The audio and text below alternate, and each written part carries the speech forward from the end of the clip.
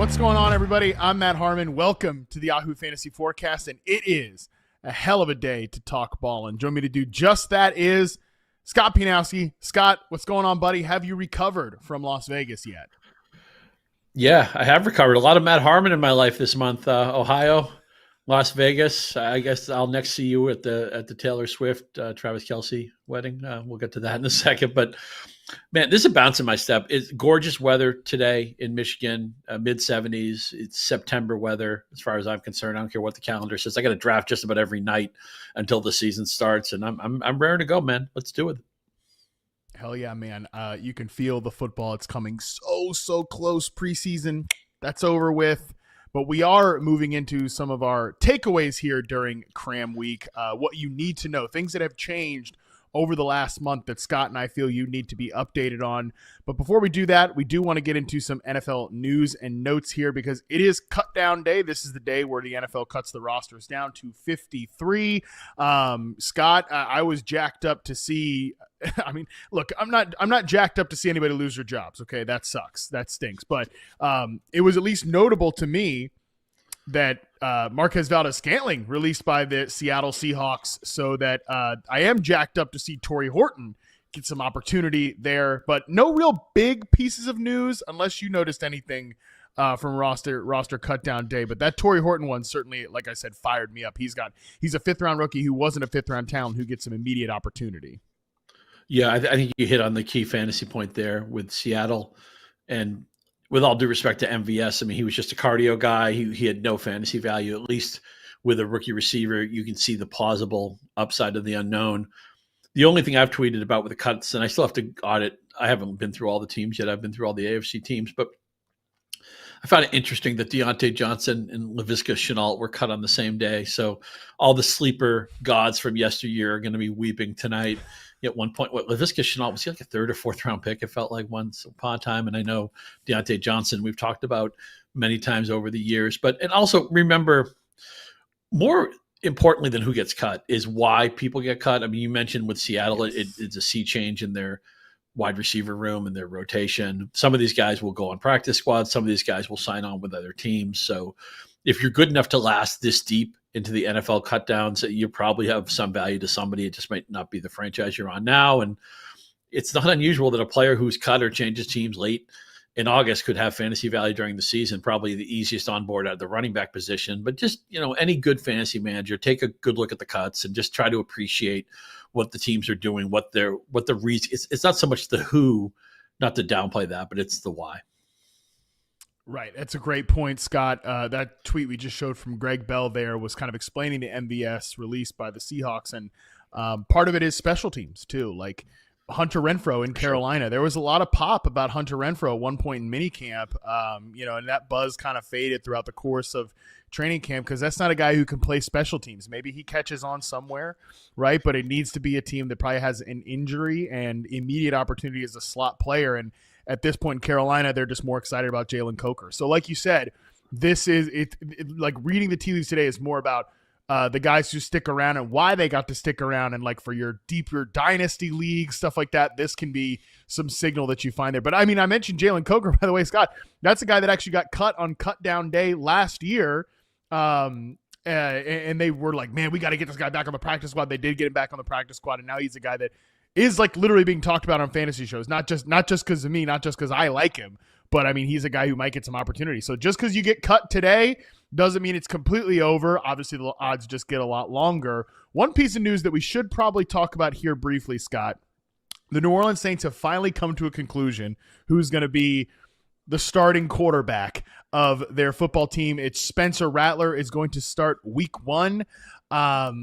We talked about this in Vegas, me, you, Justin Boone, and Charles McDonald, as I was kind of saying that I think Chris Olave and Rashid Shaheed and Alvin Kamara there could be some value with those guys. Charles, I think, tried to laugh me out of the podcast studio for being a complete clown. I mean, come on, what are we talking about here? Spencer Rattler, I get it, but it did seem like it was trending this way, Scott, that Rattler was going to get the job over Tyler Shuck, which certainly is not great considering they just spent the 40th overall pick on an older quarterback who, if he's going to hit, he needs to hit right away. Right. Yeah, my joke was that Shuck spent longer time in college than the Animal House guys. I mean, 7 years, a bunch of different franchises. And when you draft somebody like that, you better believe that they're ready to play initially. And he goes to probably the weakest quarterback room in the league and can't beat out Rattler, who, I mean, look, he's only made 6 NFL starts and lost all 6 of them, by the way. Just about every one of his metrics is below code. That speaks success as a lot of parents. So does failure. I still am clinging to the idea that Rashid Shaheed can beat his ADP. I've been scared off Olave because of the concussions, and I'd love to be wrong on that. He's obviously a super talent. I know he's graded well in the work that you've done. Alvin Kamara's gotten to a point where I don't want to draft him. Age 29 season was his 9th or 10th season, something like that. He's never had a 1,000-yard rushing season. Generally doesn't get chippy touchdowns. I know it's a new coaching staff, but how many touchdowns are there to go around anyway in New Orleans? So my stance is kind of what it's been all along. And I wanted somebody to play well in the quarterback room. Obviously, Rattler's just kind of survived this battle more than won it, it feels like. I'm still going to take Rashid Shaheed at his current ADP and probably avoid everything else here. I think this is not just one of the 5 or 10 worst offenses. I think it might be the worst offense in football. It's right there with maybe Cleveland and a couple of other teams. So you don't want to draft a lot of Saints. You want to attack them in fantasy. What is it? Arizona plays them in week 1. There's a great DST streamer, and I'm going to be streaming against Spencer Rattler and Tyler Shuck probably all season. But I'm still clinging to hope with Shaheed. That's kind of my takeaway here. Oh, man, yeah, I'm definitely clinging to hope with Rashid Shaheed, Chris Olave, especially. Just Rattler is at least worth noting. Gave Olave 14 targets, cleared 100 yards against the Chargers in one of the few moments that they actually played together. Although it's worth noting, Rattler did get him smoked on one of the plays where he did get a concussion last year, so that doesn't make you feel all that good. But that's one of the most highly targeted games of Chris Olave's career. He certainly, Rattler will push it. He will push the ball down the field, which is what these two vertical receivers need.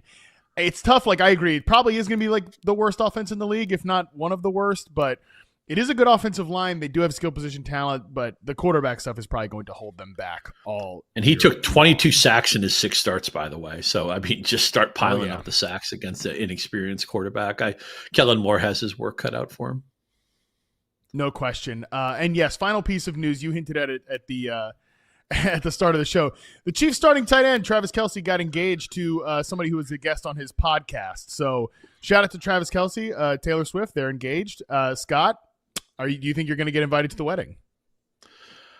Probably not. I've actually been workshopping the song that Taylor Swift might write if the relationship goes astray. It could be something like, you said our relationship would get up to speed, but all you wanted to talk about was Andy Reid. That's all I have so far, and I don't even know if it's get the proper pentameter. We know Taylor Swift is known for her slant rhyme, which goes back to Emily Dickinson, but a fantastic songwriter. No matter what you think of her music, if it's in your genre or not, I mean, look, every time "Shake It Off" comes on, I'm going to listen to it. "Blank Space" is a great song, but let's be serious for a second. I know we're having fun with this, but at least I'm having fun with it. I'll pass it back to you, and you can have some fun with it too. 3 or 4 months ago, I was dead set against drafting Travis Kelce, age 36, tight end. He just scored 3 touchdowns. I don't want any part of that. But he's still the biggest guy on the field, and there's enough uncertainty in that wide receiver room. And Kelce's that one of those tight ends who sails past 100 targets every year. There just aren't that many guys like that. So I feel like 135 targets in the bank, 85, 90 catches probably in the bank. The 3 touchdowns last year was probably the most unlucky run out Kelce could have at the red zone. I mean, he'll score 5 to 7, and I think even the upside for maybe 8 or 9 touchdowns is still there. I'm not saying I'm targeting Travis Kelce, but you might get in the draft room, everybody kind of shrugs where they want the vanity guys, or God knows we've talked about Tucker Kraft just about every one of our shows this summer. There's people, the tight ends people are excited to draft. That's no longer Travis Kelce. Dare I say he might be a boring value pick at this stage of his career. I think you could be right. I have him as my tight end 6. He's not in my top 75 overall players just because I haven't really been grabbing tight ends where he goes. So structurally, I just think there are some receiver bets that I'd rather make in the late top 75, but he's not far after. TJ Hawkinson, who I have him ranked 1 spot ahead, is my 74th overall player. So I do think that that's kind of where you're going to start to look for Travis Kelce. And I'm with you that Rashee Rice missing time, I had this conversation with Josh Norris and Hayden Winks when I was on their show earlier this summer that where Rashee Rice wins as that like zone beater underneath. That's kind of where Travis Kelce used to win, right? I mean, he did it in very different ways, but kind of to the back end of his prime, that's really where Kelce was winning. So I do think there can be some kind of cheapy value there. Just it's very boring. Not going to be very sexy, but I do think there's a way that can work out for people that draft Travis Kelce. He's probably not going to be like a big ADP beater, but if you are just looking for certainty, I will say this. I think Travis Kelce looks like he's in better shape this year than he was last year. Just anecdotal observations from videos and stuff like that. Looks like he's in better shape. Nate Taylor from ESPN now, who covers the Chiefs, he's covered the Chiefs for a long time. He said that this is Travis Kelce's last ride. He's gearing up for what is going to be his last ride last season, and he's going to marry Taylor Swift and ride off into the sunset. Could be way worse ways to go out, no matter how the season ends for the Chiefs, by the way. So maybe he is in better shape and just like more locked in this year overall. To put a point on this tight end conversation, and let's just take Tucker Kraft off the board. We've talked him. If you haven't gotten on the Tucker Kraft bandwagon by now, we're just never going to convert you, and that's fine. Kraft doesn't count. What tight end are you most likely to have the most shares of when draft season is over? It is definitely Tucker Kraft. But if I had to take him out of it is Kraft for me too. So, but I mean, some people. But if look, you know what stinks, Matt, is that my hometown, my quote unquote hometown draft, with none of us who live in the same hometown anymore. It's an auction draft. It'll probably be Labor Day. We still haven't set the draft date yet, which is a barrel of monkeys. Let me tell you. There's no way they're letting me get Tucker Kraft. They're just going to push me, and I'm just going to have to throw up my hands and say, fine, you be the guy who overpays for Kraft. I want him.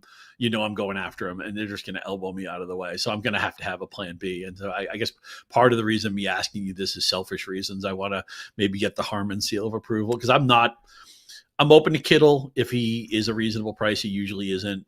McBride has the Kyler Murray problem. I've talked a lot about that. I'm not going to be on Brock Bowers at his price point. Hawkinson kind of strikes me as a catch and fall guy. Yeah. Maybe Andrews. I've talked myself into some Jake Ferguson shares. I know he hasn't been a touchdown guy, but I see a condensed target tree, a bad defense, a quarterback I like. So maybe Ferguson is probably my answer. Have you come up with one yet? Yes.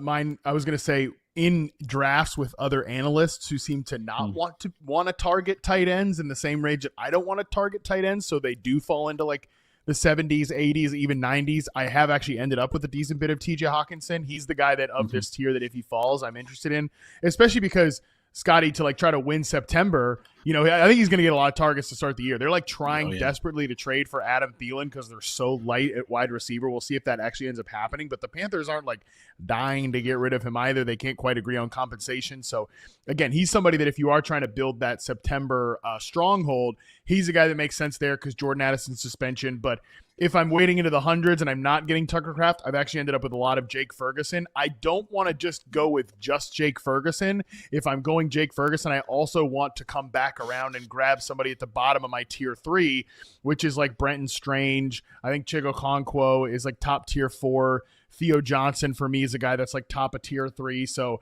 I don't feel totally comfortable with Jake Ferguson as just a set it and forget it, ride and die every week tight end.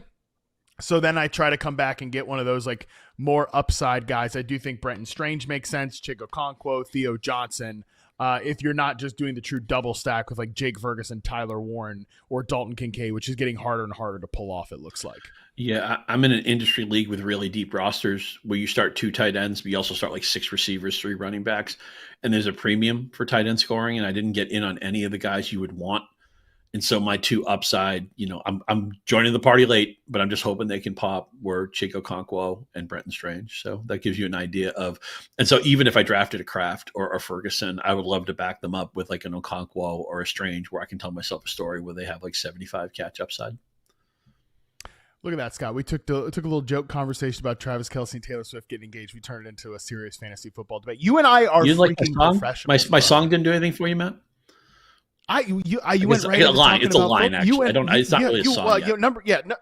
Number one, you have some work to do. Okay. But I think you're off to a good start. That was pretty lyrical. Dare I say whimsical of you to pull that out. So that was good. But you just went right into the football conversation. You didn't even give me a chance to like try to tag team on there with the song. So I guess we won't have like a writer's credit together, buddy. But I think you're off to a good start on the song, pal. Yeah, I used to adore you. You became somebody I mocked. I know you catch a lot of passes, but tight ends are supposed to block. Okay, I'm going to work I on mean, that. I'm going to work. okay. It's a Okay, work in you're progress. doing. It's a work in progress, but I think you're off to a good start. Let me just say I'm personally impressed. But the people out there, Scott, they do need some help here as their drafts are rapidly approaching. So let's get into the meat of the show here as we continue on through Cram Week. Preseason hot takes have gotten out of control this year. I've said it a lot. But that being said, a lot of things have changed over the last month. So we're going to try to cut through the noise, tell you the actual tangible things you need to know that has taken place over the last month. That could be training camp, preseason, etc. So we have 8 fantasy takeaways from the last month, situations that have changed. Scott and I are going to alternate with our thoughts. Scott, I'm going to let you go first here. We're going to talk through some offenses potentially on the rise that we have some maybe updates to get pieces of these guys, like where the right parts are to strike. So give us your first takeaway here. Sure. One of the biggest fallers, one of the quote unquote losers, I hate to use that word because, anybody in the NFL is a winner, but one of the ADP losers, fantasy losers this summer has been Jayden Reed with that foot problem. And it coincides in a year where the Packers spend first round capital, something they're reluctant to do. They've been like the Steelers, very good at finding value picks in the NFL draft, but they go all in on Matthew Golden. And he's become the targeted wide receiver in this offense. We always trot the stat out, right? Since Devontae Adams left, nobody's gone past 100 targets. That's the standard. Lazard had 100 one year, and nobody got to 80 last year. I realized part of that was Jordan Love being hurt, was receivers being hurt. Can Matthew Golden, I realize he didn't run every route at Texas, so you can speak to that better than I can, but is he worth the increased ADP? Does the injury to Reed make him undraftable? I haven't pulled the trigger on him yet, even though he's a player I like. And the other thing with Jayden Reed, when you draft him, is you're just going crazy because he doesn't play in all packages. Now, again, that speaks to how the offense is generally run, although I do think Matt LaFleur is a smart guy. So I think the sea change in Green Bay with Golden rising and Reed falling is just one of the most important things to note of what's happened maybe the past 4 or 6 weeks. No question. Jayden Reed's a guy that fantasy players definitely have been frustrated by, and this foot injury is definitely scaring people off as well. His ADP overall on Yahoo is 109.3. His last 7-day ADP, to your point, Scott, is 121st overall.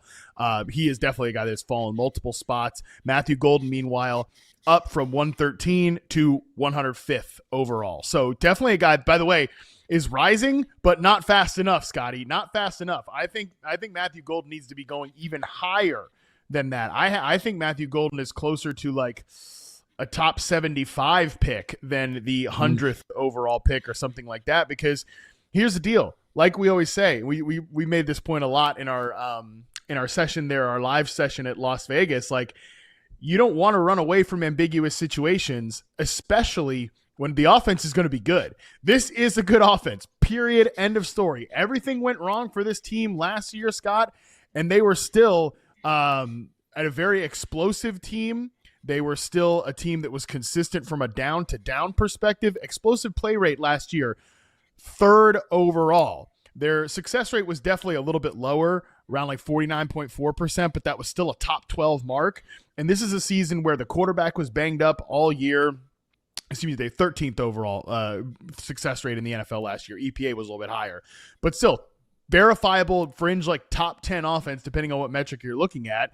And this is a situation where the quarterback's banged up. The wide receivers couldn't catch passes. They were still a very good offense. So we want to attack this situation. And yeah, Matthew Golden is a guy that I have gotten higher and higher on, but he's a good player too, Scott. Like you mentioned, the route running at Texas, not a full field player, to your point. He definitely didn't run like every single route. I think he needs a little bit of work in like releasing against press man coverage on the quick short routes, but he definitely can win in the critical intermediate areas in breakers that this offense wants to prioritize. So he's a good player fit. And at this point, Dontavian Wicks is banged up. Christian Watson might not start he's not going to start the season active. Romeo Doubs, there's been like some trade rumors. I don't know if that's actually going to happen, but at least I think that Golden right now should be the odds-on favorite to lead this wide receiver room in production this year, Scott. Yeah, and probably the highest snap share. Also, hats off to Matt LaFleur. In a year where Jordan Love was hurt and then compromised in some of the games he played, this was still not only a top 10 offense in points and yards, but they improved. They jumped 4 slots in points. They jumped 6 slots in yards. So even with Willis having to play a handful of games and with them probably scaling back the things they wanted to do with Jordan Love, look, what's fantasy about? Identifying coaches, offenses, infrastructures, ecosystems we like, and then draft their best players. Green Bay is one of those teams. As we close the book on the Packers, even though this discussion was about their wide receivers, I want to point out one other thing. I really believe Josh Jacobs is a first-round pick that goes in the second round. He's easy punch for me if he gets to that middle of the second round. And my builds are usually receiver, running back, or running back, receiver. I want at least one running back in the first 3 rounds, but it can go in a lot of different places. I have no problem with a hero RB build that's centered around Josh Jacobs, especially if I get him at his current ADP, which I just think is mispriced in round 2. 16th overall right now, as you said, clearly still a second round pick. Would you rather have Josh Jacobs or Devon Achane right now, Scott? Oh, it's Jacobs easily. Miami. I'm so scared of Miami. The offensive line, Tua, McDaniel lost his mojo last year. You talk about Tyreek Hill not having a long catch after week 1, and is he still on the reservation? Is he still with the program? Mentally, emotionally, just reminds me so much of Antonio Brown right now. So, Achane. It's not that I'm dead set against Achane, but I feel better about Taylor. I feel better about Henry. I feel better about Jacobs. I even feel better about Chase Brown if push comes to shove. I want to be tied to that Bengals carnival. So I haven't drafted Achane yet, and it's really the pieces around him that are scaring me off. 2 weeks ago, I would have said Achane, but yeah, now I think I've moved Josh Jacobs ahead and Devon Achane down from like a tier 2 running back to this kind of group of guys where, yeah, if you want to break ties in favor of the guy who's currently not dealing with a calf injury like a Jonathan Taylor, even a Bucky Irving, I wouldn't fight you on that one bit. I'll move to another offense here that's similarly crowded, but it feels like we're getting some clues here. My first takeaway is that the Broncos skill position group needs a little bit of an update. Not so much in like who we know is the top guy. We still know Cortland Sutton is the top guy. I'm curious if he's somebody who's been in your plans at all, but they traded Devon Vele, who was kind of like a power slot player for them last year. Nice player, older guy that's now going to be playing with the New Orleans Saints. Meanwhile, Marvin Mims has run as like a pure outside receiver in the preseason. I want to bring up this point from Coach Speak Index. I might have talked about it on the show, but I'll talk about it here. He pointed out that last year, Tim Patrick ran out as the clear-cut number 2 receiver in preseason, and the Broncos cut him. Like he was the clear-cut every snap guy in preseason. Broncos cut him. So this is what I'm saying. I think the preseason analysis has kind of sort of jumped the shark. Like not every coach approaches preseason the same way. Clearly, Sean Payton does not. So I don't know that there's a ton of signal in this, like, oh, Marvin Mims is playing every snap as an outside receiver. I think it would be a disservice to Marvin Mims, who had a first percentile success rate versus man coverage and reception perception, to run him out there as an outside receiver. What he does really well is exactly what he did last year. Could he expand on that and add some more real receiver stuff? I think that's potentially possible, but I'm not sure that it's totally likely. So I will bet against this usage for him being sticky, but it is something that a lot of people are talking about right now, that Marvin Mims has basically been a full-time outside receiver. The other 2 young guys that I think need a boost in this Denver wide receiver room, Scott, and it is a group that I'm like kind of obsessed with talking about because I think they need a true number 2, is number 1, second-year receiver Troy Franklin, who everybody with the team has said is ready for a breakout season. Now, Troy Franklin, in his prospect profile and reception perception, 70.3% success rate versus man, 82.4% success rate versus zone. So you're like, oh, those are really good numbers, right? Well, 26th percentile against press coverage, really struggled on contested catches, and cannot run routes over the middle of the field because he's just like too skinny. He doesn't separate over that middle of the field, which just brings me to Pat Bryant, the rookie wide receiver, Scott, who that was exactly what he was really good at. Running these like big in-breaking routes over the middle kind of fits into that power slot receiver mold. So I'm going a lot of different places here, Scott, but like, it's so hard to put this room together, right? And maybe the answer is just Evan Ingram. I'm open to that, but all these guys kind of like have a role, and their route trees all together probably fill in like one good player. So maybe it's none of them, Scott, but these are sort of the updates that I think people need to know as they try to find some sleepers in an offense that we all seem to agree is going to be good this year, but we're just not quite sure like where the value is for these secondary players. Yeah, I think we're getting a couple of great screened options here, okay? Cortland Sutton, as I look at the Yahoo ADP, I see wide receiver 29. That's a mistake. Cortland Sutton was fabulous in the second half, played on the cusp of a wide receiver one. And actually, Mims was really good in the second half too. And you say, well, why do you care about the second half? That's when they really took the training wheels off Bo Nix and let Bo Nix cook. Sean Payton offense, mobile quarterback. And it maybe helped that Nix stayed, and he didn't help Tyler Shuck, but it maybe helped Nix that he stayed in college a little bit longer, is maybe more pro ready than a rookie quarterback might have been. So Sutton, for one, is where he's going in ADP all summer has been a smash for me. I'm getting him on some teams, on some builds where he's my third receiver. I love that. I think he's even a viable wide receiver too. He's such a good boundary player. He succeeded even with the mess of quarterback they had before they had Bo Nix. So Sutton, I'm in on. Mims, he's a puzzling guy because his efficiency stats are so great, but there's things that he does that they don't like. They've been reluctant to give him a bigger role. He's been dynamic in the return game. He's a kick returner, punt returner. So this is a guy who needs to get more opportunity. But again, if you look at him over the second half of last year, he was like a wide receiver 3. He was somewhere in the top 40. Now you need splash plays more with Mims. He's going to be more boom or bust. I realize you can say that about 90% of the position anyway. There just aren't that many consistent guys, and they're going to go early. But he's still somebody I'm going to maybe place a bet on. As far as the other receivers here, they're second half guys for me. They're let somebody else draft them, let somebody else drop them, and then we'll reevaluate in October and November. They're the slower developing Polaroids. But I'm going to give you a strong buy on Cortland Sutton. And although I wouldn't want Sutton and Mims on the same build, I'm actually completely engaged in Mims at his current ADP also. It's interesting because Cortland Sutton's a guy I have ranked like lower than that, man. And I think this is just a difference in how we like approach things maybe. But by the way, you like really might be right, honestly. Like you really might be right about this Cortland Sutton thing, because if this offense is going to take another step and Bo Nix is going to take another step, the leading target getter is going to be Cortland Sutton. But like, because I kind of know what Cortland Sutton is, and again, I'm not saying I'm right. This is just how I do things, but I'm not saying Scott's wrong and I'm right. Scott very much might be right. But like, I have guys like Roma Dunze, Ricky Pearsall, and Emeka Egbuka that I just rather take over Cortland Sutton, because I think I know I'm going to get on base with Cortland Sutton, but I think I might hit a home run with those three guys. I think I might have hit a home run with Travis Hunter or Tedero McMillan. So like, that's just why I've ended up having those guys ranked ahead of Cortland Sutton. But maybe that's not fair, Scott. Like, maybe that's just really like, if I'm trying to win the rankings accuracy, I'm probably pushing Cortland Sutton up because he's gonna outproduce one if not all of those guys.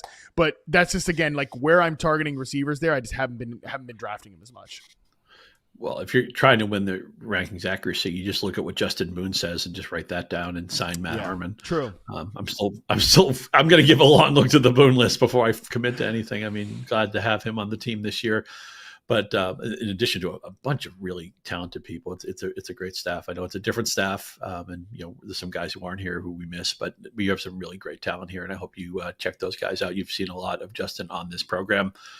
Sutton had 135 targets last year, and again, that was trending higher in the second half of the year. I just feel like there's a genie out of the bottle here. It may sound weird to say about somebody in their late 20s, but I can see Cortland Sutton getting 145 or 150 targets. And again, whenever they throw a touchdown, it's most likely to be to him. You talked about maybe Engram being an answer. Man, that yards per catch, the touchdown column. I know it's Sean Payton's offense, but things have trended the wrong direction. Engram has not been a touchdown guy his entire career, which is strange to say for a tight end who usually they have to live that way. I haven't been tempted to draft Engram. You want to try to talk me out of it? Not particularly. I think he is the ultimate, like, hey, he's just kind of there tight end. He's the very last guy in that tier that I'm not really drafting from, right? Where I'd prefer to take the next group of guys, which begins with Tucker Kraft and Jake Ferguson and all those names we mentioned earlier. It's just, again, like more of a structural build thing.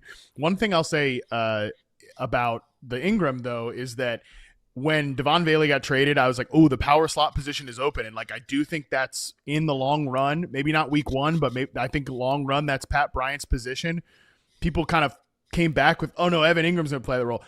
Guys, I'm telling you from an on-field perspective, the move tight end and the power slot receiver can both be on the field together. And if you want evidence of that, go up and look at the Detroit Lions offense, where Sam Laporta is the move tight end and Amon-Ra St. Brown is kind of the power slot receiver. St. Brown plays more outside now than earlier in his career, but like 2022, or 2023, like stuff like that, that's when that was like popping off for that team. Lastly, just to update on the Cortland Sutton thing, and then we can throw to break here, Scott. You have Cortland Sutton 22 among wide receivers. I have him 35. Mr. Smart Man himself, Justin Boone, has him at 31. So he's like splitting the difference between the two of us. So maybe that's the right answer on Cortland Sutton. I can tell you why the market is overrating Evan Ingram, by the way. People, and Michael Salfino came up with this point. People just like saying Joker. He's going to be the Joker. You know, I don't know. Yes. I think whenever anybody's labeled the Joker, their ADP gets a little bit, wacky. Yeah, there's no question about that. All right, we are going to throw to our first break. We come back. We have another segment coming up on rookie running backs on the rise. We'll get into that right after this.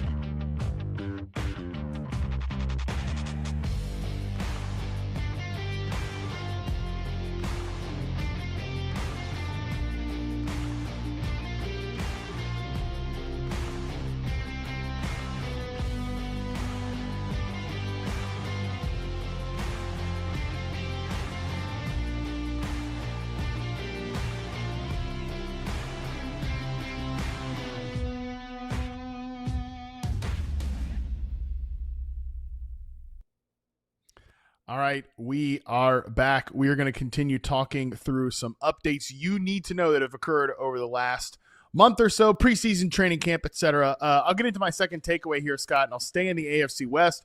Chargers skill position players, we got to shake up on this one. Number one is the running back situation. I know that people who are just tuning back in now might have remembered, hey, they signed Najee Harris in free agency.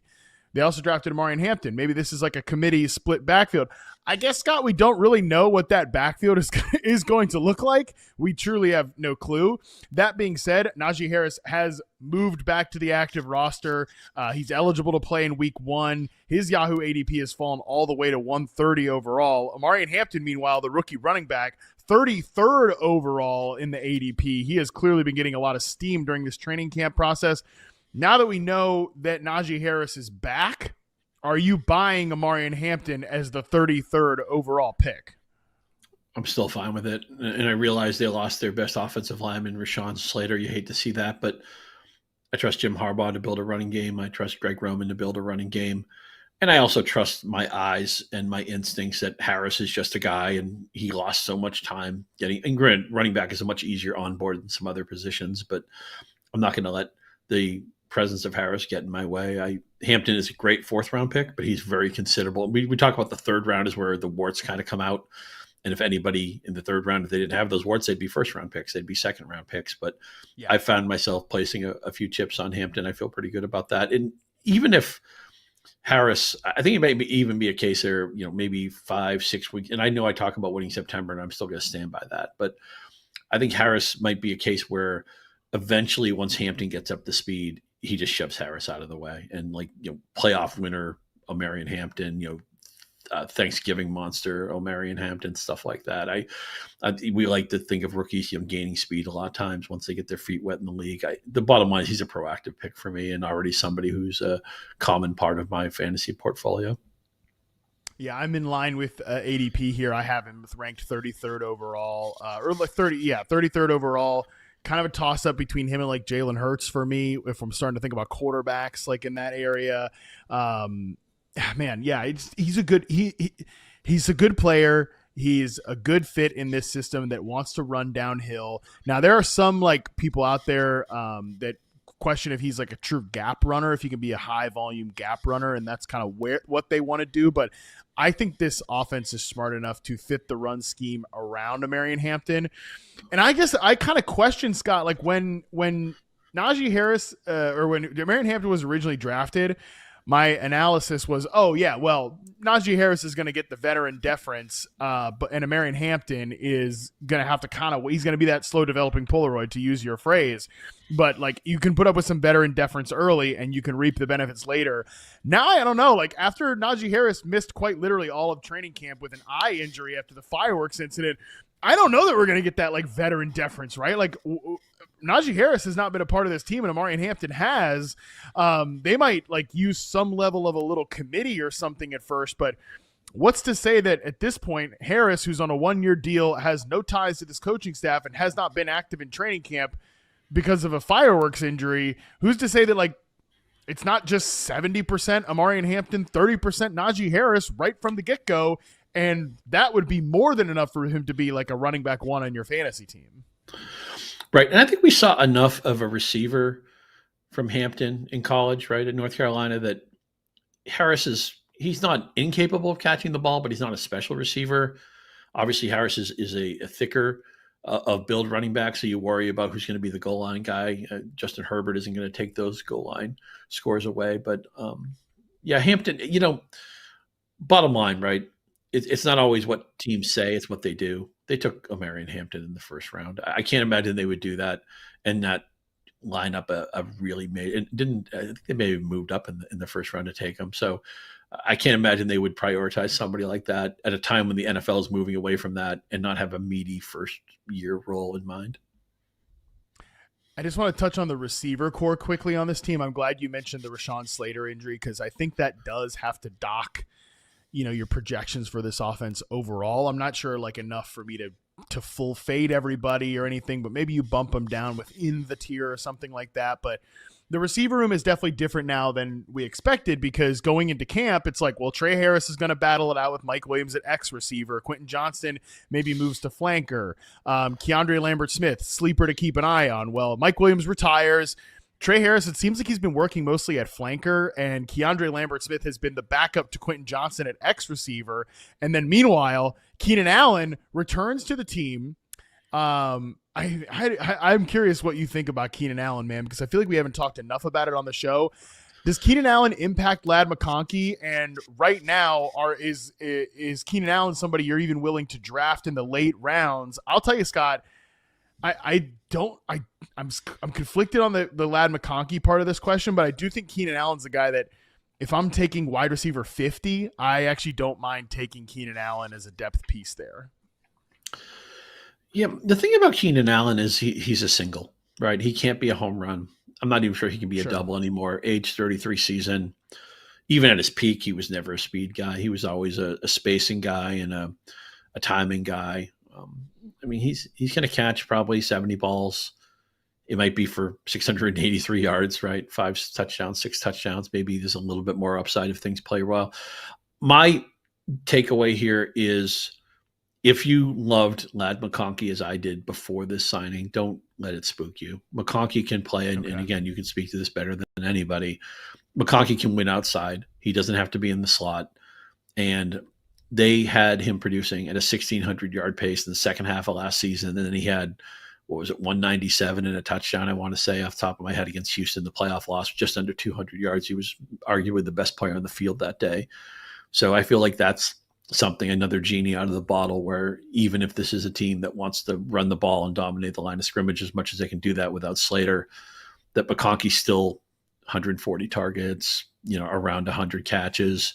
I think he can get into double-digit touchdowns. And, we don't talk about Justin Herbert that much anymore. I mean, he used to be like, sleeper MVP candidate, Justin Herbert. He's just another good quarterback now. But let's not lose of the site that he's a plus quarterback, right? I mean, maybe he's not Yeah. Lamar Jackson, maybe he's not Josh Allen, maybe he's not Jayden Daniels, but he's still one of the top 10 right answers at this position. And if, who knows, I mean, MVP a lot of times becomes about team narrative. If this is the year the Chiefs fall and maybe the Chargers steal the division, maybe Herbert would get back into that mix. But the bottom line is Ladd McConkey, I think you're getting probably a slight discount or a buying up. He would have been a no doubt second round pick in every league. Now he might slip to the third round. To me, that's a buying opportunity.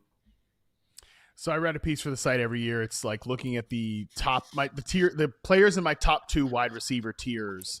So for this year, it's 1 to 11, and just looking at the 3 pillars that I think a player needs to hit to be the wide receiver 1 overall in a given season.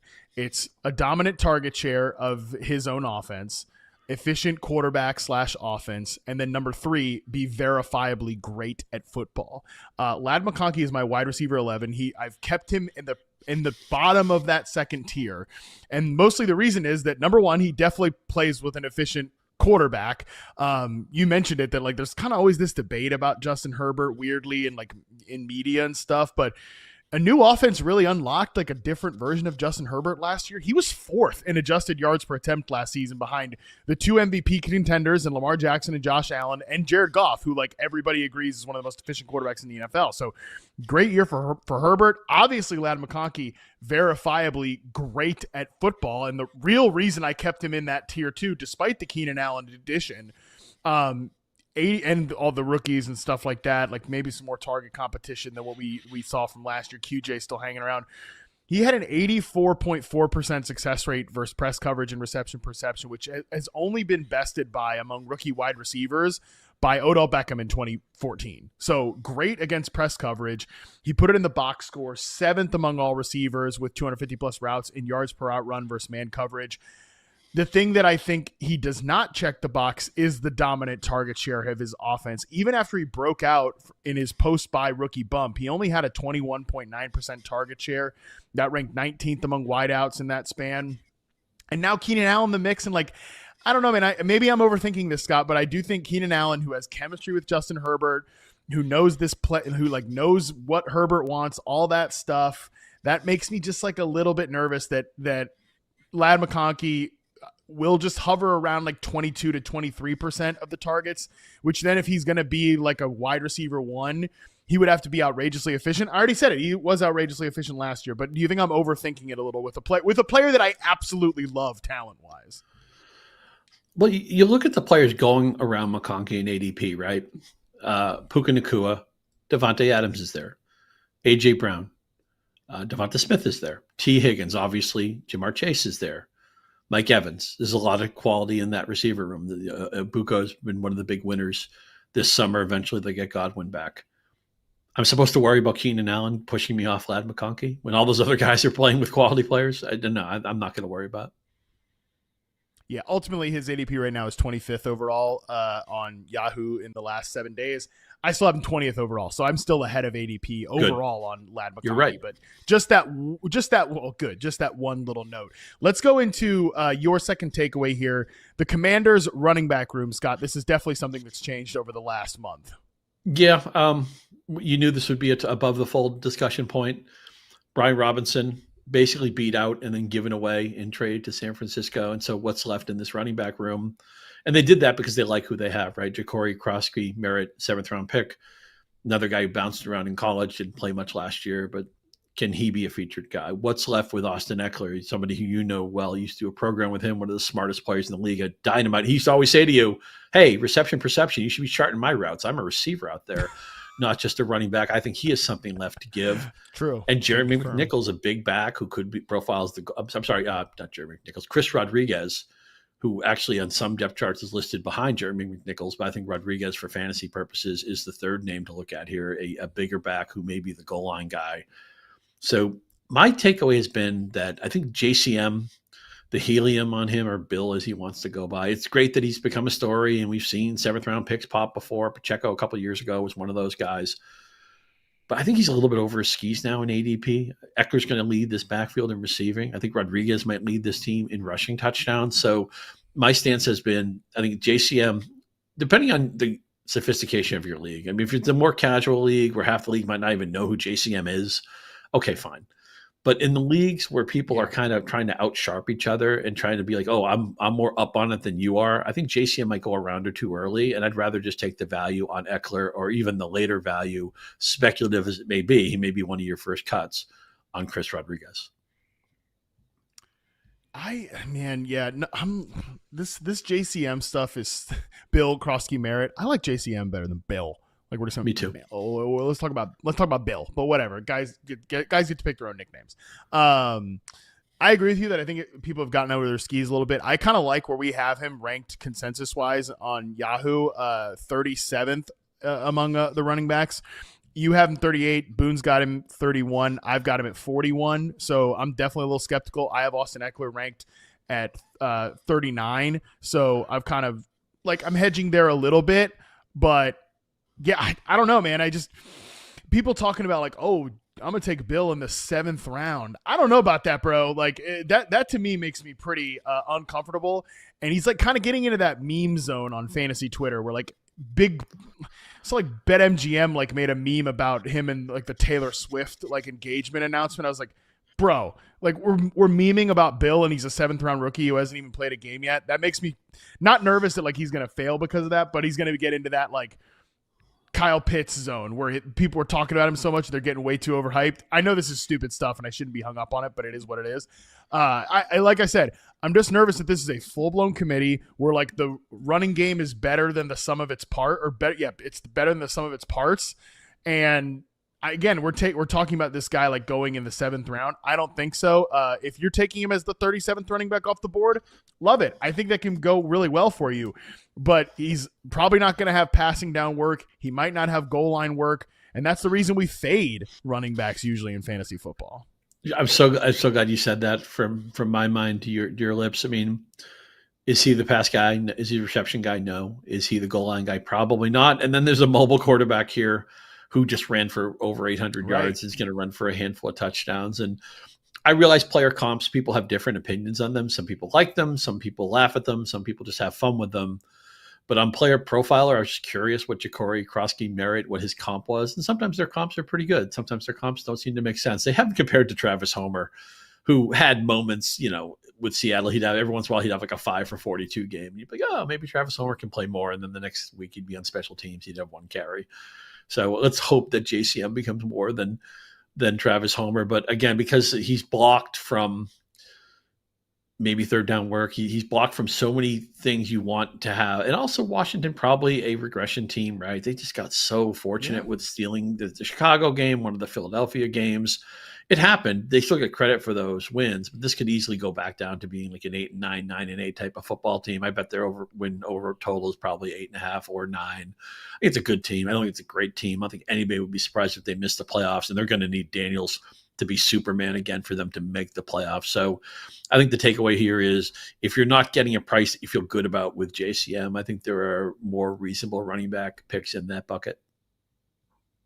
To your point about them as a rushing team, on run plays last year, they were number 1 in success rate and number 1 in EPA, according to True Media, on plays that were a rush. Some of that is Jaden Daniels induced. I believe the scrambles get mixed into there. So that, again, are they going to do that again this year? Run the table as the best rushing team in the NFL? That is where I'm a little skeptical, and that's where, like I said, totally on board with Brian Robinson's out. Let's get JCM Bill in the draftable range, 100%. But don't just be reading all these tweets and be like, I'm taking this guy in the 7th round. Let's exercise a little bit more restraint than that.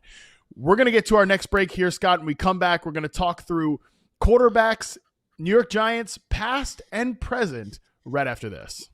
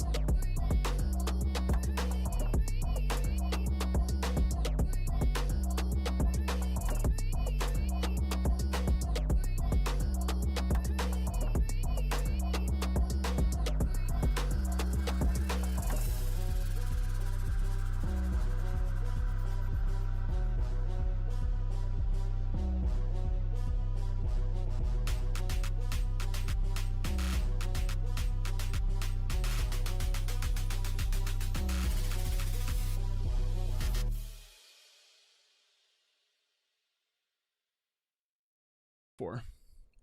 All right, we are back. We are continuing through storylines that have changed over the last month that you need to be aware of. Scotty, let's travel up to New York together. My third takeaway, Jaxson Dart mania has officially hit the New York Giants, the new rookie quarterback up there in New York. I'm just going to throw it to you this way. Has Jaxson Dart's absolutely electric preseason, I believe he is one of the top graded quarterbacks, Pro Football Focus wise, from the preseason. He's one of the most productive quarterbacks in the preseason. People can't stop talking about Jaxson Dart's preseason. Has his preseason changed anything for you at all when you're projecting the New York Giants? Not really. I mean, we already wanted Neighbors, right? We already knew this is probably a below average offense, and Dart as a rookie who had a profile in college. I mean, some people thought it was a stretch to put him in the first round, and other people thought, okay, we see what the Giants are doing. They're just looking at the upside, not worried if he has no floor here or not. This still strikes me as like a 6-11 type of team. Neighbors is going to be a target hog. We know that Wan'Dale Robinson will be the PPR scam player. I think Taylor is maybe a better running back than people realize, but I didn't make any adjustments. I'd like to see Dart play sooner rather than later, because what's your future with Russell Wilson? He's a placeholder, Tracy, by the way, not Tyrone Taylor. Tyrone Tracy is the running back I'm talking about. So I'm not one of the Scatabo bros, but the Giants are still who I thought they were. I want to see Dart play, but he's going to have ups and downs. He's going to be, at the end of the season, he's going to have a quarterback rating that's going to be under 100, and he's going to have his splash plays will be great, and he'll have a couple of like, what was that throw? What was that read?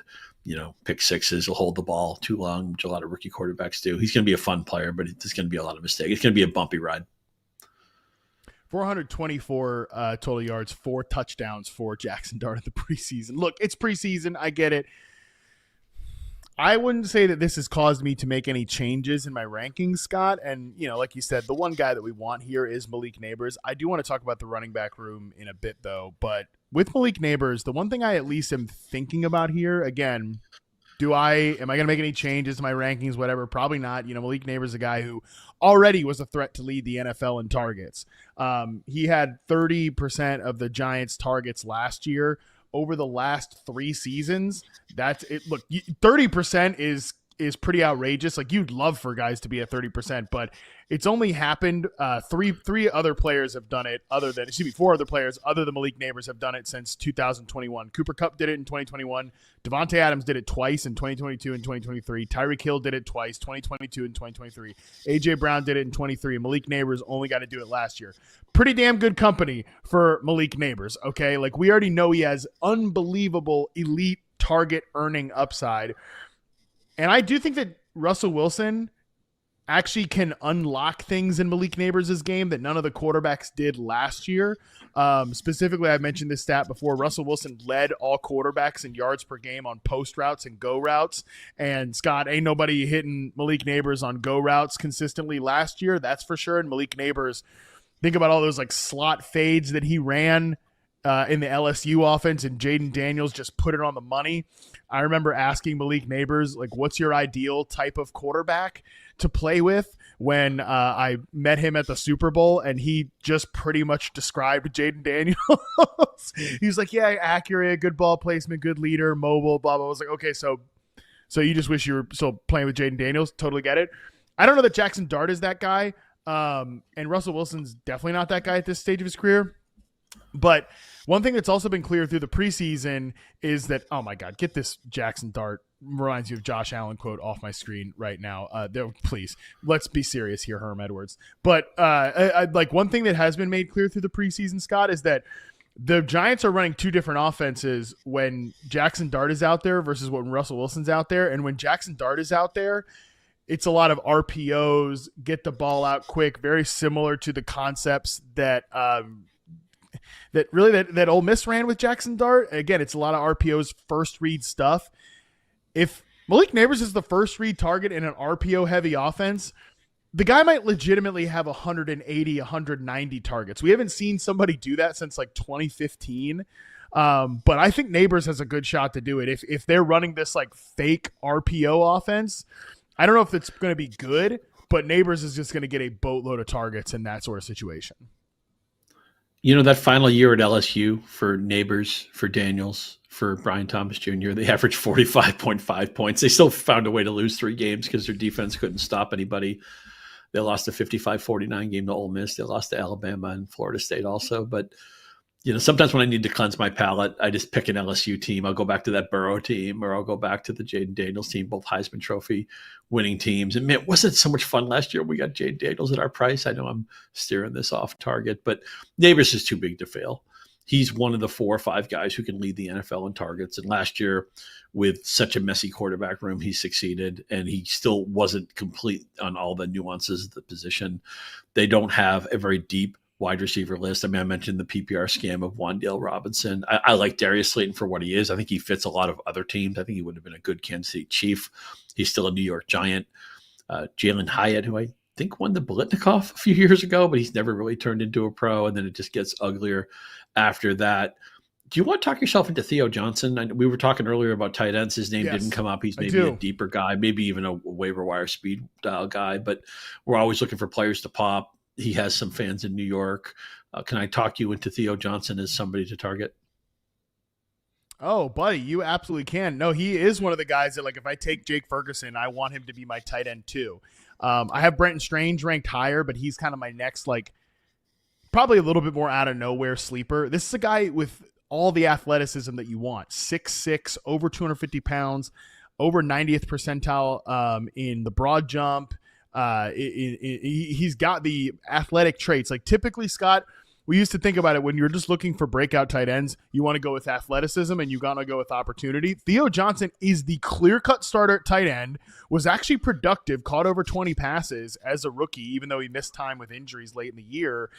And he had a serious injury and just moonwalked right back into a starting gig. Like, this team really likes him. He's got all the athletic traits, and it's Wan'Dale Robinson, Darius Slayton, like, guys we know who they are at the wide receiver position. Like, yeah, absolutely. Give me, like, I got him on one of the Kings Classic teams. I've got him on a lot of teams as like a tight end too, man. I'm 100% in on him as a deep sleeper at the tight end position. Does Jaxson Dart, by the way, remind you of anybody? Is there some Jay Cutler in his game? I hate to say this. Sometimes I see a little bit of Drew Lock in his game. The player profiler comp, which nobody wants to hear, is Sam Howell, which is not a compliment. But when you watch him play, does anybody come to mind for you? He's so unique, man. Like, because he does have the tools. He does. I know I'm not the only one to make this comp. I think Daniel Jeremiah might have made this comp, but like, he is a little bit weirdly on like the Jalen Hurts access of players, where the placement over the middle and the ability to work the middle of the field is questionable.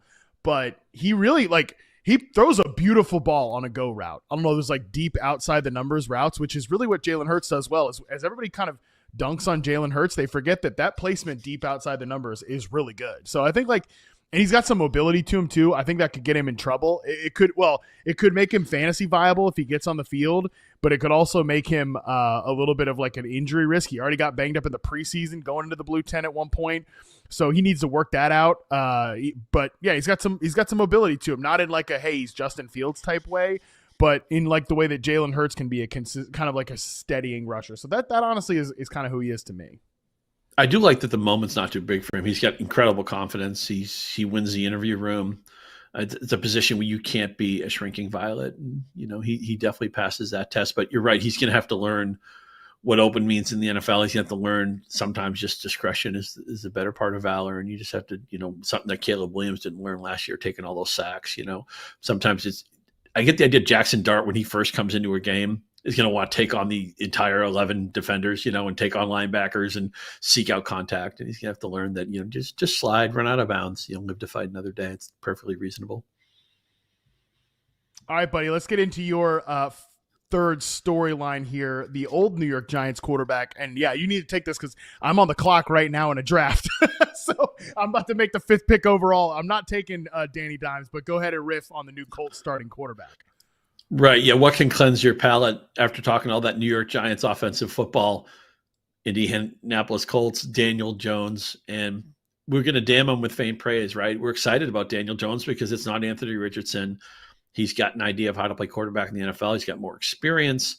He should keep this offense more on schedule, matriculate the ball down the field, as Hank Schramm used to say, higher octane. Richardson made splash plays, but he just not enough first downs. They couldn't keep the offense on the field. So I don't know who it's going to be great for. If it's going to be Tyler Warren, the tight end, if it's going to be Michael Pittman, their nominal number one receiver. Josh Downs definitely has his fans. Jonathan Taylor, you would think, would be helped if the offense overall is better. And although Jones is mobile, he's not as mobile as Richardson. So it's just a blanket upgrade to me for all these guys. I think the player I probably warmed up to the most is Ty Warren, who, man, you catch 103 passes in college, you've done some things. And he was used so creatively at Penn State. He was even used as a runner at times. A physical player could maybe be that specialty guy for that. The Colts, they don't need him with Taylor necessarily, but, somebody if they want to use as a short yardage change of pace now and then. But I'm open to the idea that maybe Warren might be ready for 75 or 80 catches out of the gate. And Michael Pittman's ADP was so depressed, and he was like an afterthought. He was just left. He was like, the library was getting rid of books, and there was just like a table, just take this book, and nobody wanted the Michael Pittman book. And now I think we're back to, no, people want the Michael Pittman book. He was a good receiver at USC. He had a nice trajectory going in the NFL. I think what's bumped him offline has been poor quarterback play, some bad luck with injuries, at times some coaching fits that haven't made sense. And you can still draft Michael Pittman as a bench player. You can draft him as somebody who can pop for you, or, you reevaluate in October if things haven't worked out. But I'm not trying to sell you on Daniel Jones is great, but he's, if if one option is bad and one option is mediocre, give me the mediocre option. I know it's not much of an endorsement, but I have upgraded the Colts significantly since this news came down. And I think fantasy managers should follow suit. Like what is significantly to you, Scott? Because I'm still having trouble getting excited about this at all. Well, it's just Richardson. He couldn't make the proper read and proper throw on 3rd and 5, right? He couldn't. So many games you'd see a Richardson game and they'd have 12 first downs. It'd be like, oh yeah, look at the 3 best throws he made. And they'd be great. He'd throw a nice high point deep pass. He'd throw a long touchdown. He'd make a play with his legs.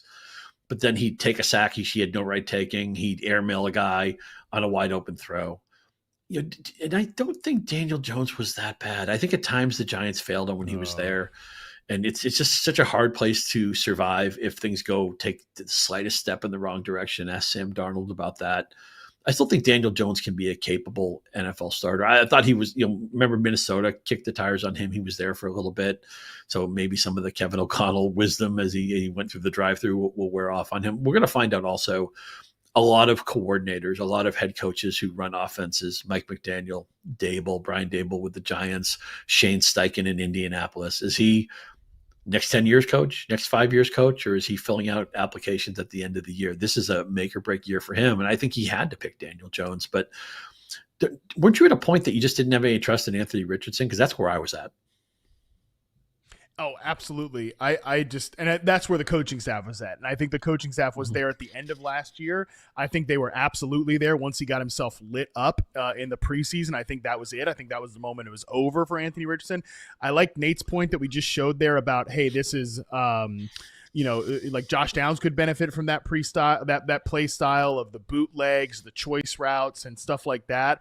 At the same time, I got to make another damn pick here. Oh my God! Hey Scott, should I take Jonathan Taylor or Chase Brown? I'm gonna take Chase Brown. I haven't taken Chase Brown yet this year. I think I'm gonna do it. I'm fine with that. I mean, when in doubt, bet on the ecosystem, right? I mean, Joe, it's a Joe Burrow or a Daniel Jones comp. I think Burrow's gonna win that one. And I know Brown's only done it once, but man, he never came off the field last year. They're so concentrated. Oh boy, this is a tough one. I think I'm gonna do. Yeah, I'll just take Chase. I don't want. What league are you drafting for? I'm just gonna. What league is this? It's like it's a league with our bosses, some execs. So I can't be embarrassed. Oh, muckety muck league. Okay, you can't lose to those guys. Yeah. I know. Well, I took CeeDee Lamb at 5. I know you were friendly with all them in Las Vegas, Matt, but this is for blood. You got to beat these guys. You're right. I took Chase Brown at 20, and I took CeeDee Lamb at 5. I was really hoping to get Puka or Josh Jacobs at that pick, but they went right before me. So anyways, back to the topic at hand.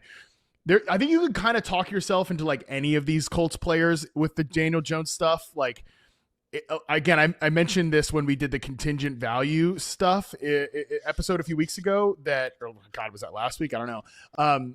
a lot of like RPOs are coming with this Daniel Jones offense. Michael Pittman was 7th in first read target share on that very RPO heavy Gardner Minshew offense. The year that he started in 2023. Is that like a Michael Pittman thing? Is Tyler Warren the new guy there? The problem is, Scott, and this is why I really struggle to get excited about any of these players, is I just feel like all three of those guys sort of kind of live in they don't play the same roles. They're different. And they're all good, but they all kind of live in the same area of the field. And I just don't trust Daniel Jones. Like, I agree with you. There were times where Daniel Jones was intriguing. He did have that good 2022 season, even if it was smoke and mirrors. But he's so physically compromised since then. He's had a lot of injuries, ACL, neck, like the throwing motion. The power is not really there with him anymore. He's not accessing Alec Pierce. He's not accessing AD Mitchell. So I agree with you. And I think the floor is probably higher. Like with Anthony Richardson, there's always like a, hey, this thing is going to bottom out type perspective.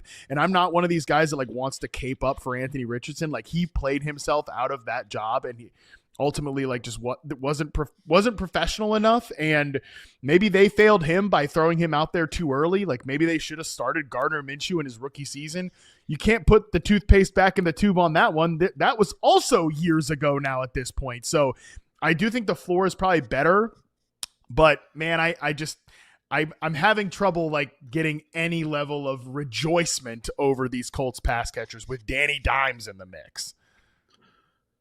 By the way, there's no way they didn't schedule this draft knowing that you'd be in a podcast. That was done intentionally. They're trying to keep Matt Harmon. By the way, I said that. I said that when they're like, let's schedule the draft. It's like, well, all these times you've thrown out, I'm going to be hosting your live show because I do that every day of the week.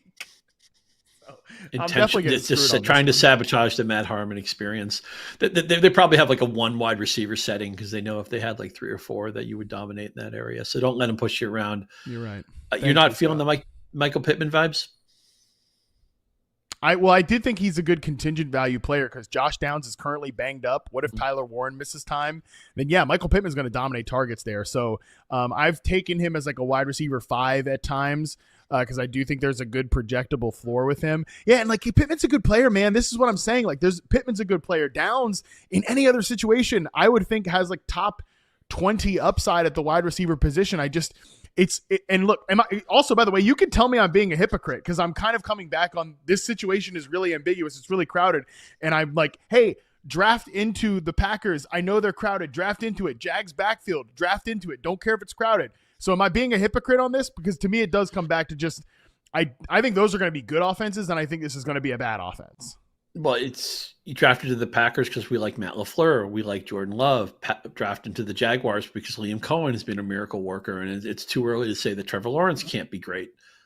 But maybe there just isn't enough of that tailwind with the Colts. And, when I look at this wide receiver room, I like to play that parlor game. Can we trade this guy to the Bills? Can we trade this guy to the Chiefs? Right? I mean, when you love Josh Downs, with Josh Allen, you love Michael Pittman with Patrick Mahomes, it doesn't work that way. Although maybe if the Colts bottom out and those teams still have a need in the middle of the season, maybe a trade can happen. Let me put you on the spot. I talked about Steichen. It's kind of a show. Put up or shut up. Show me year for him. Is Shane Steichen the coach of the Indianapolis Colts for 2026? Scott, back in March when they signed Daniel Jones and said, hey, we're going to have a quarterback competition between Daniel Jones and Anthony Richardson, my first thought was, okay, well, tell me how this doesn't end with both these guys making starts and everybody getting fired at the end of the year. And since then, they've also drafted Riley Leonard. He might be in the mix. Also, I know it's tough to talk about, but Jim Irsay passed away. That adds ambiguity into the situation too, like new ownership here. They might not, like his daughters who are in charge of the team might not love the Chris Ballard experience.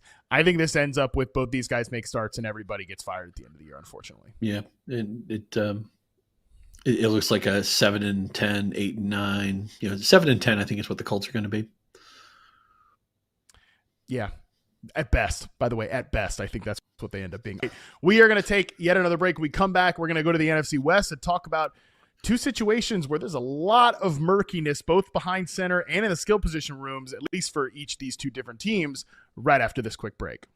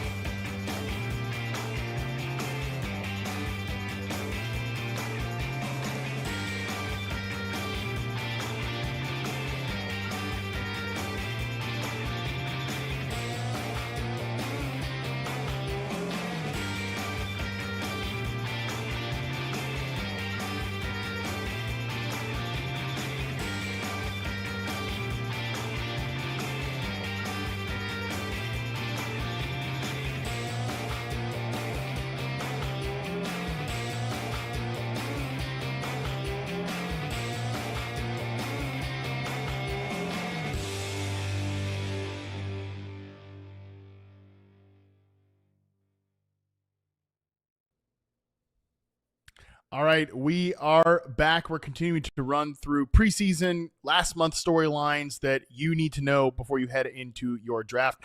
Update on my draft because everybody definitely cares about that. I took Amari Hampton in the third round prior to while we were right before we hit break there. So got to adjust the ranks. I took him over some wide receivers there. But anyways, feeling pretty good about it. Okay, I will say my next storyline is, Scott, the 49ers skill position players are kind of a mess right now. Have you seen some of the names the 49ers cut today? It's like Robbie Chosen Anderson, Russell Gage, Isaiah Hodgins. That's the dudes they've been cycling through. Sky Moore. They traded a draft pick swap to get Sky Moore in the building. Like, we're showing the depth chart on the screen right now. Brandon Ayuk, he's not playing to start the season. Juwan Jennings, he might not be out there to start the season. There's some reports that he might get put on IR because of this calf injury. Who are the 49ers lining up at wide receiver outside of Ricky Pearsall? Is Ricky Pearsall about to average 10 targets per game in the first month of the season? And Scott, I think this also comes back to, you mentioned George Kittle. What are your thoughts on George Kittle right now? Because I've seen a lot of other fantasy analysts get extremely excited, super excited about the George Kittle stuff and the target ceiling for him. But man, he's just not a guy that's ever dominated targets. How are we feeling about Kittle as a guy that other analysts are definitely really wanting to push up the board right now? Would you believe he's my tight end one right now? And he actually has been for a while. I think this is the year Kittle finally gets 120, 125 targets. He has to. Look, it breaks my heart. I've been on the Juwan Jennings train all summer. I talked about him a lot at Vegas, and I've tried to play off the calf as no big deal. Maybe it's part of a negotiating ploy, the contract.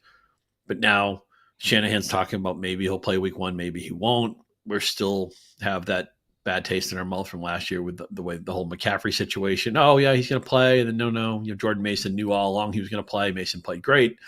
Let the cat out of the bag in the postgame interview, because Kyle Shanahan's a great coach, but you're lucky he'll concede there's a game on Sunday and what time the game is, let alone let us know what the personnel is going to be. So I think all along we're giving people the right advice. I like that you've moved that quote from Bill Belichick now to just to Kyle Shanahan. It's what you always used to say about Bill Belichick, but I think right. Shanahan's deserves the new title.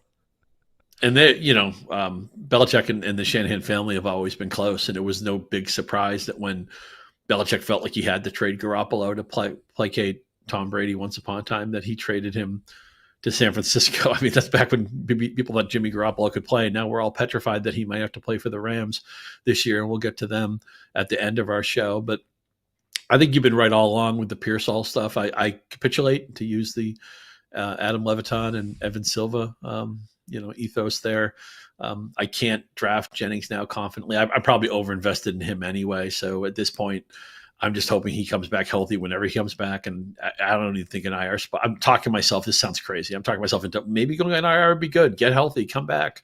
You already know the plays. But George Kittle is going to have a career high in targets. I want you to write that in ink. And Ricky Pearsall is in part because he was mispriced for so long. But even now, the price is downright reasonable. Brock Purdy's good. Kyle Shanahan's a smart coach. Ricky Pearsall is going to beat or smash his ADP. I love it. Again, I think there's a chance he could go double-digit targets like early this season. Oh, boy. I got to make a draft pick here. Okay, done. That was terrible. I think that – I didn't know. Forget the Niners. Who'd you take? Oh, okay. You're at the point where you don't. None of the wide receivers, they all look the same to you. It's flat, so you're like, well, let's get a difference maker. It was him or Garrett Wilson, and like it's the fourth round. That's actually decent for Garrett Wilson, better than taking him in the third. But I have Joe Burrow ranked a little higher overall, so I went Joe Burrow there. You can find the receiver you take in round 5 or round 6 is probably no worse than 40-60 to beat Garrett Wilson anyway. It's a good point. Not like Garrett Wilson. Let's just be reasonable with Fields. Same. You know what, though? Hey, I got Chase Brown. I got Joe Burrow. I got access to all the Bengals touchdowns this year. How about that, Scott? Look at you. Look at you with your little bit Bengals, pseudo stack. Bengals super so stack. When Samaje Perine is punching him in, you'll be sad, but no, that's not going to happen. How dare you. How dare you? Don't even say that. Anyways, back to the 49ers. No, Ricky Pearsall, a guy, continue to push up my rankings. I want you, if you're listening to this show, if you're watching this show, I want you to draft Ricky Pearsall. At this point, we showed the tweet from my buddy James Coe there. The other guys, like the guys that are actually currently on the roster right now, the Demarcus Robinson is suspended for the first 3 games. He was supposed to start for Brandon Ayuk, who's on IR. He was supposed to start for him at the X receiver position, suspended for 3 games. Jordan Watkins was a rookie getting popped high ankle sprain. Jacob Cowing got hurt twice this offseason. He's on IR.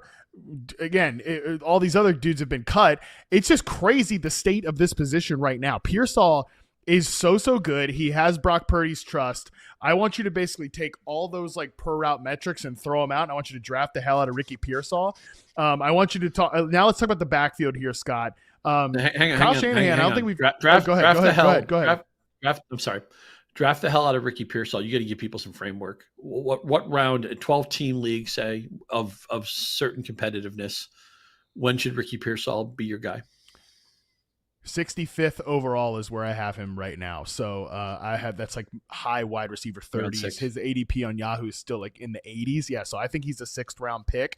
I don't think you will have to take him in the 6th round. I think he could be in the 7th round. But yeah, like all of those guys, he's a guy that I would take over Cortland Sutton, who we just talked about earlier. Like I know what Cortland Sutton is, but I also think maybe this is arrogance, overconfidence. I also think I know who Ricky Pearsall is. And like, am I attaching myself to the wide receiver 1 of the Broncos or the Niners? I think I want to attach myself to the wide receiver 1 of the 49ers. And look at that runway that we just talked about. Like Ricky Pearsall, the runway has been cleared for this guy, Scott. I'm not going to go that far. I'm a Sutton guy, but I did move, and maybe because I'm spending too much time with you this month, but I did move Pearsall as we speak up to my wide receiver 30. So that's a pretty strong endorsement, I think. I think that's definitely a strong endorsement. What did you feel about the Kyle Shanahan comments about Brian Robinson? Like, yeah, we just took him to be our number 2 running back, like plain and simple. Isaac Guerrero, I guess, is going to be a special teamer. Right. So I want producer Colin to take whatever nice things we said about Guerrero on the contingency value pod and just put that where nobody can ever hear it again. When you talk about, so Robinson joins the team, all the injuries in the offense, the receivers. This is a team where I'm like, you know what they really need is a week 5 bye. And I looked at their schedule. When their bye week is week 14, man. I mean, this team, the Seahawks, Saints, Cardinals, and Jaguars, it's actually not a bad opening slate. And then they get the Rams and Buccaneers. It gets a little harder in October. But, a lot of times we see the first couple of weeks of the season are dress rehearsals, and they look like preseason games because teams have pulled back so much from their starters in the preseason. Some teams, like the Rams, don't even use their starters at all. I think it's going to be a slow push for the Niners. They're going to be like 2-2, and they're going to be like 19th or 20th in DVOA on offense. So we're going to be like, okay, what's going on? It's Brock Purdy's trying to find something he can trust, and Kittle will be that guy and Pearsall will be that guy, but you need more than that. And do you have the stones to draft Christian McCaffrey? 7 years, he's been a smash 4 years, and he's wrecked your team 3 years. Which season is it this year? The wide range of ADP outcomes on McCaffrey too. Don't love the offensive line. So I think this is a team that Shanahan will figure it out, just like Belichick would figure it out, just like Sean Payton will figure it out. The best offensive coaches are going to be better in the second half of the year than the first half of the year when they know what they have, when they've massaged an offensive line that has holes, when they've found right answers on a wide receiver room that's been beaten up by injury and even a suspension with Robinson, who, as you mentioned, was going to be a player for them. But I guess the takeaway, and I hate to say this, I'm a Brock Purdy guy, and I was excited when he got signed, and I was excited to draft Jennings, which I've backed off now. And I think Brock Purdy has to move down my list. He's no longer – I was actually fine with him as my quarterback 1 or my high-end quarterback 2, and I just think there's too much personnel missing here for me to start him confidently in the first month of the season. All right, well, that's a good transition to our final point here, which is quarterback in the same division that I think if you haven't paid attention to football over the last month, I'd be surprised if you have missed the news about Matthew Stafford and him trending through an injury here, the back injury, Scott. So, again, I think people understand like the deal with Stafford. He's dealt with this back injury. He's missed time in practice. He's spent time in the amortal chamber, whatever that is, or immortal chamber. I don't know. So, Scotty, what's the practical application here with this Stafford injury? He's going to start week 1, but obviously the concern is the duration of the season. how have you been approaching these Rams players, Puka Nacua, Devontae Adams, and even Kyren Williams? Talk about Kyren Williams too, because he's somebody that doesn't get brought up in this whole Rams discussion here. First of all, let me do the easiest part first. You can stop drafting Matthew Stafford. He's been quarterback 19 and quarterback 15 the last 2 years in the Sean McVay offense. And they have not – I realize that Puka Nacua is a great football player, but 3 touchdowns last year, 1 catch inside the 10-yard line, a lot of injury time last year, a lot of injury time from Nacua in college. Stafford's 37, back, problem. Didn't do much in the preseason. And again, the Rams, they kind of have a different idea what the summer's about anyway, but reps matter. So really simple for me. I'm not drafting Stafford. Okay, fine. You have a million quarterback right answers. It's the New York subway system. There's a train coming every 5 minutes. We're not going to sweat quarterback. I'm not drafting Puka Nacua. When you were talking about Puka in your draft, I'm glad he didn't land at your number 2 slot because he hasn't been a touchdown guy. They brought in Devontae Adams, put on this earth to score touchdowns. They extend Kyren Williams, who's their goal line guy, inside the 5, first and goal at the 2, it's Williams territory. So I don't think Nacua gets anywhere close to double-digit touchdowns. It's a leap of faith for me to get him there with Adams there now, with Stafford a question mark. I don't want to see Jimmy Garoppolo playing again. I know McVay is somebody that we like to bet on, but man, this strikes me as a very average team with a quarterback probably on the back 9 who's going to come out slow, with a new receiver in Adams who's in his 30s, a player in Nacua, injury history, hasn't scored touchdowns. Don't love the offensive line. I know they were a playoff team last year, and they looked good in the playoffs for a moment. They even gave the Eagles a little bit of a scare, but I think the Rams missed the playoffs this year, probably under 500, and I have not drafted this offense proactively at all. Yeah, again, it's week 1 is not in question for Stafford. Is he going to be there in week 10? Is he going to be there in week 16? After he takes a hit in week 1 from Daniil Hunter or Will Anderson, is he going to be there after that? Like, these are the questions you have to ask yourself with Matthew Stafford. And like, ultimately, I have moved Puka Nacua down my rankings. He's in the 2nd round for me now. He would have been a 1st round pick. I think, Scott, you might have just been lower on him to begin with, but Devontae Adams is a guy that I've also moved to the bottom of his tier. Just taking other positions really where he's going. And then Kyren Williams, again, just wanted to touch on him really quickly. He is a guy that has had to live off of touchdowns from a fantasy football perspective. If this offense is captained by Jimmy Garoppolo, do we think they're going to be scoring as many touchdowns? I do not. So that's where I'm caught up on the Kyren Williams stuff, and why, again, I've moved like Marion Hampton ahead of him, certainly Chase Brown and these type of other guys as well. Yeah, a big drop-off in Williams' success rate last year, a big drop-off in his yards per carry. He's nothing special as a receiver, right? 4.6 yards per target, which is nothing, 182 receiving yards. So he needs the touchdown deodorant. Now he's gotten a lot of that, 26 rushing touchdowns the last 2 years and 5 receiving touchdowns. So I think 10 is probably a starting point for Williams, but he's not – I think he's living right with the way he's been utilized and the fact that McVay's been such a one-back guy. One question you have to ask yourself when you look at the Rams is Blake Corum a write-off? Is Jarquez Hunter, who some people are believers in him, can he push for maybe this a 70-30, even an 80-20 backfield? Because it's been the Williams show the last 2 seasons. If you draft Williams, it has to be a bet on volume because the efficiency was so ordinary last year. And he never had dynamic measurables, right? The whole idea was that he can play on all packages. He's never going to hurt you. And then he gets goal line opportunity and there's nobody behind him. Are all those things still true in his 4th season? Honestly, I'm not sure. And so I'm not saying he's a hard fade for me, but a lot of times when I get to the Williams part of the draft, I find myself looking at the other guy, and that ends up being the player I pick. Yep, I think that's ultimately how I've gone about it as well. We got to get out of here. Just last update on my draft, Scotty. I took Ricky Pearsall, 67th overall, just because I am a man of my word, even over some other players that I have him ranked higher than. Did it just because I said it on the show. So never let anyone say that Matt Harmon is not a man of principle. But that is going to do it for today's show. Before we go, if you're watching this on YouTube, be sure to like and subscribe to the new YouTube channel. The growth and engagement has been awesome so far this month, and we are super appreciative of it. Let's just keep this thing going into September and all the way through the football season.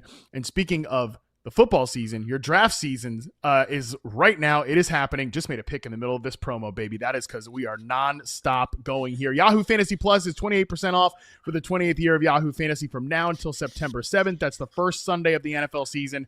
28% off your first year annual subscription. This is valid for U.S. customers only. This subscription will auto-renew at full price. Offer ends at 7 p.m. Eastern on Sunday, September 7th.